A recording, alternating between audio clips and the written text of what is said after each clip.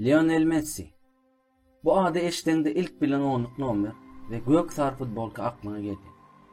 Ya da tersine barça sözün eşitende bu ikar şeyler birbirine bağlanışlıklı da verin heydutar ayrıların tudunun atasöz aklına geliyor. Çünkü Barcelona şehrinde geçirilen 20 yıl, A komandada oynanan 16 sezon, barça forması bilen oyuna çıkılan 731 maç ve bu oyunlarda atılan 634 gol. Yetmedi 285 asisti hem bar Messi. Söz Messi barada gidende bu üstünlükler elmede ama ağır. 4 Şampiyonlar Ligası, 10 La Liga şampiyonluğu, 8 İspanya Karol Kuboyu, yetmedi 8 İspanya Süper Kuboyu, 3 FIFA Dünya Kulüpler Kuboyu, 3 UEFA Süper Kuboyu. Toplam 36 kubok. Katlaşan turnirlerinde 19 gezek en çok gol salan oyuncu bayrakları, 2 gezek Avrupa'da yılın oyuncusu, 10 gezek La Liga sezonunun oyuncusu. Sanamakla utorur mu? Belki de sanasam soğa var diyen zaten Messi'nin üstünlüğü. 6 yedek FIFA yılın oyuncusu ve 6 yedek Ballon d'Or'un üyesi Messi. Bu adam bir dövür, bir asır ve bu altın harpler bilen yazılacak tarih. Biz Osmanlı Türkmenlerini nehil 3'e bölüp analiz ediyen olsak, önümüzdeki yıllardaki Messi'nin tarihi şolar yalı öğretilir. Bundan öngüm hem biz eşittik Messi'nin ayrılacakmış havarlı. Emma onların hiçbir hem resmi değil.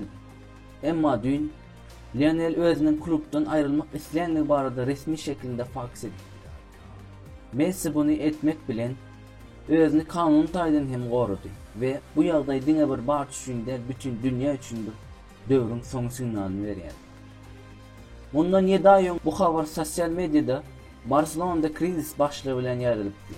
Barcelona'nın sportif direktörü Eric Abidal, Barcelona kevr oyuncuları Ernesto Valverde dövründe turgönleşikleri çını bilen turgönleşmenligini dile getirdi. Abidal, kevr oyuncuların özara problemasına varlığını ve şol problemaların turgönleşiğe ünsli bolmağına ziyan berenligini aydıptı.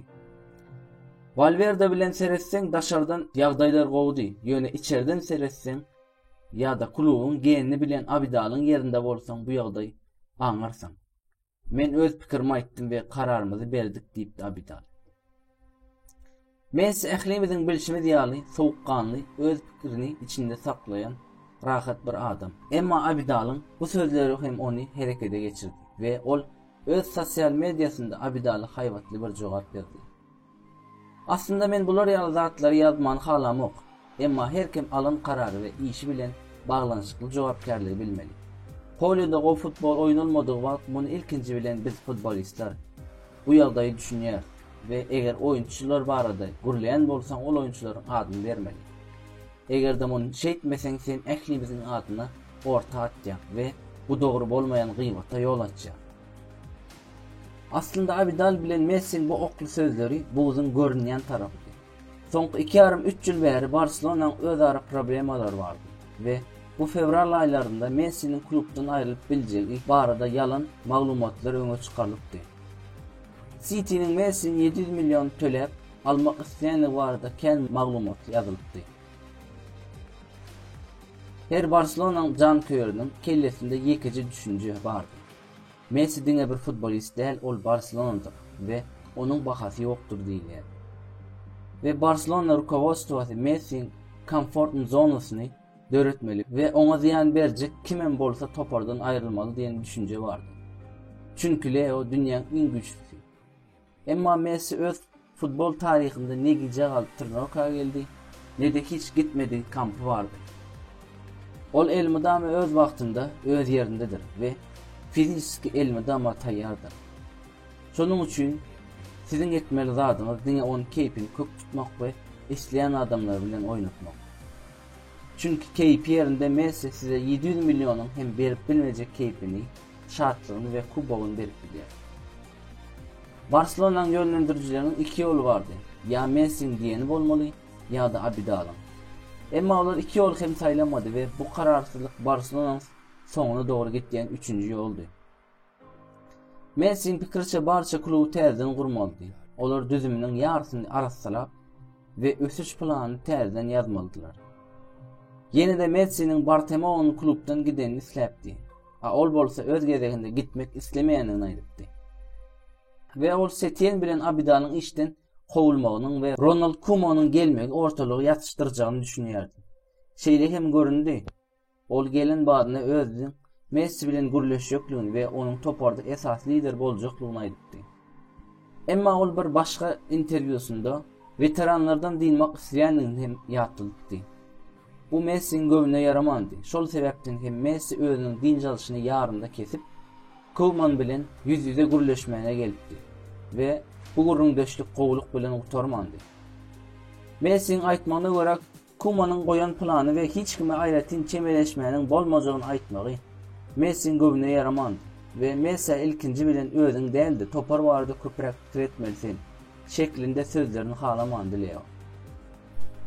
Bu ýagdaýdan soň Messi özüniň şertnamasyndaky öz islegi bilen islenmakdy kontraktyny durdurup bilýän opsiýasyny ulanjaklygyny aýtdy we häzir bilişimize görä oýunçunyň we toparyň ýuristleri bu işi ýerine ýetirmän aradalardy. Bu ýagdaýdan soň Carlos Puyol ve Luis Suarez, Luis Figo daglar Messi üstünlük diläpdiler öz sosial adreslerinde.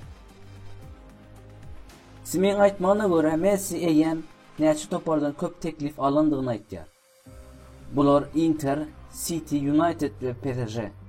Emma bu arada ne oyuncu ne de klub hiç informasiya vermedi. Barcelona'da Messi 700 milyon baha berýärler. Emma bu häzirki döwürde ummasyz pul bolanlygy üçin hiç bir topar bunu ödep bilmeýär. Barçaň ýönlendirjileri bu ýagdaý çözüm çykýança Messi'ni elinde saklamakla aladasynda. Barçaň prezident klubu Bartomeu özüň kömekçileri bilen uly ýygnak geçirdi we bu ýygnak wagtynda Barçanyň boleşikleri hem onun klubdan ayrılany isleýändiklerini protest etdiler. TRT Sport gullugynyň habar bermegine görä Bartomeu gitmegi kabul edipdir eger Messi galjak diýse. Emma bu arada tak informasiýa bolmandygy üçin size anyk maglumat berip bilemiz. Eger Bartomeu öz işini taşlasa Jose Font we Laporta esasy dadaşgar hökmünde gördiler. Olaryň ikisiniň hem goldawy yetik emma esasy sesi Laporta diýär çünki ol antikrizisni menajer bolup işletdi. Ve bunu gowy ýerine ýetiripdi çünki ol Ronaldinho we Pep Guardiola'dan getiren adamdy. Eger de Laporte wezipä gelse olar Koeman bilen ýollaryny aýryljakdygyny we Xavi bilen dowam etjekdigini dile getiripdi. Xavi'nin getirilmegi Messi tarapyndan hem islenýär. Messi'nin iki ýol bar. Ya ol dowam etdiýär Xavi bilen ya da Pep Guardiola bilen geçirin telefon gürrüňdeşligini gaýtarlaýar we City bilen şertnama baglaşýar.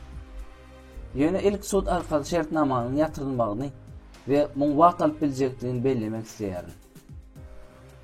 Inter barada aýtsak ol hem gowy barýan. Hatda Messi'nin kakasy öz biznesini Italiýa geçirmegi hem Messi'nin ve kakasynyň ol ýerde öý almagy eýem gowy signal. Messi'nin Inter'e geçme niyetinin hem yokluğunu aýdyp bilmez. Geçeriň Fransiýa, PSG bu ýarşyda ýa galsa da ol ýerde esas faktor Neymar bilen Mbappe bolup biljekdigini ýatdan çykarmady. Hawa, ýagdaýlar şeýlerek. Bize düşeni garaşyp görmek. Siz näme pikir edýäňiz? Kommentariýlarda ýazyp bilersiniz.